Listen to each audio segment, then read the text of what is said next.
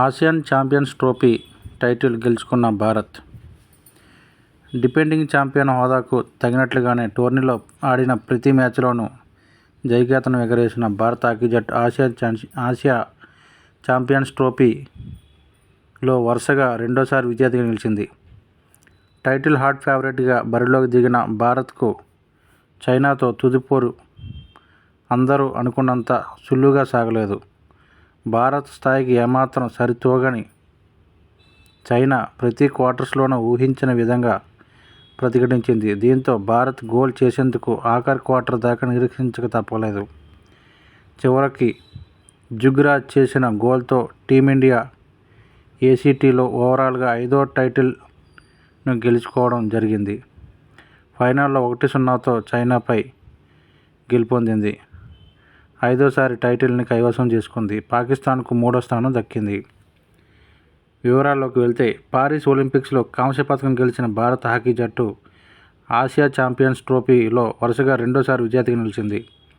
చైనాలో జరిగిన ఈ ఈవెంట్లో పరాజయం ఎరుగని టీమిండియా జైత్రయాత్ర టైటిల్ నిలబెట్టుకునే దాకా అజేయంగా సాగింది. మంగళవారం జరిగిన ఫైనల్లో డిఫెండింగ్ ఛాంపియన్ టీమిండియా 1-0 తేడాతో చైనా జట్టుపై గెలిచింది. టోర్నీ చరిత్రలో 5వసారి ఛాంపియన్షిప్ను సాధించింది. ఇప్పటి వరకు 8 ఏసీటీ ఈవెంట్లు జరిగితే ఇందులో అత్యధికంగా 5 సార్లు భారత్ 2011, 2016, 2018 పాక్తో కలిసి సంయుక్త విజేతగా నిలిచి, అలాగే 2023లో విజేతగా నిలవడం విశేషం.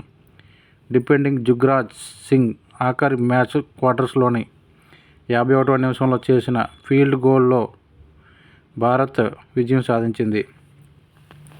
ప్రపంచ ర్యాంకింగ్స్లో కానీ, ఆటతీరులో కానీ సాటిరాని చైనా జట్టు ఫైనల్లో హర్మన్ప్రీత్ సేనకు ఊహించని విధంగా పోటీ ఇచ్చింది.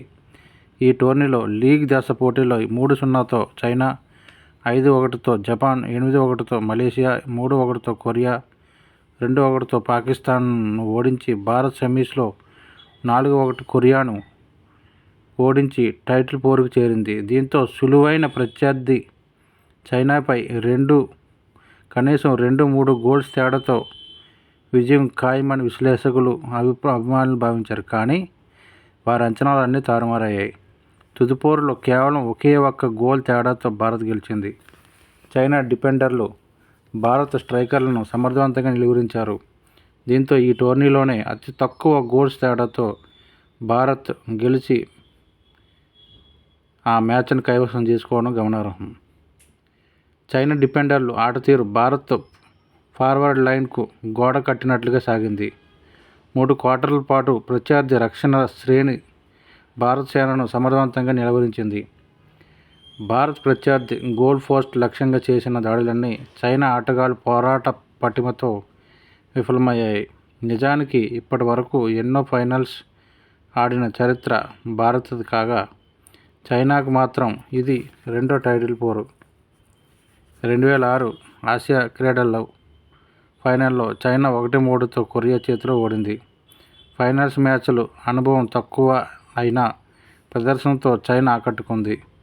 ఆట ఆరంభం నుండి భారత స్ట్రైకర్లను ఎక్కడికక్కడ నిలువరించడంతో రాజ్కుమార్, కెప్టెన్ హర్మన్ప్రీత్, నీలకంఠ శర్మ తొలి క్వార్టర్స్లో కొట్టిన టార్గెట్ షాట్లు నిర్వీర్యమయ్యాయి. రెండో క్వార్టర్స్లో అదే ఆటతీరును కొనసాగించింది.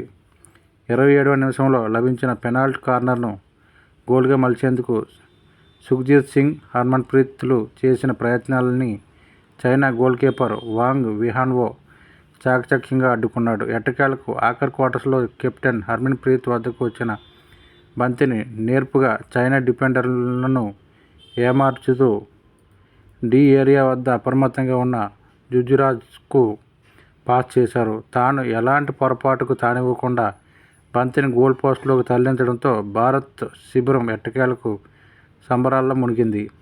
వర్గీకరణ పోరులో పాకిస్తాన్ 5-2తో కొరియాను ఓడించింది. తర్వాత అది 3వ స్థానంలో నిలిచింది.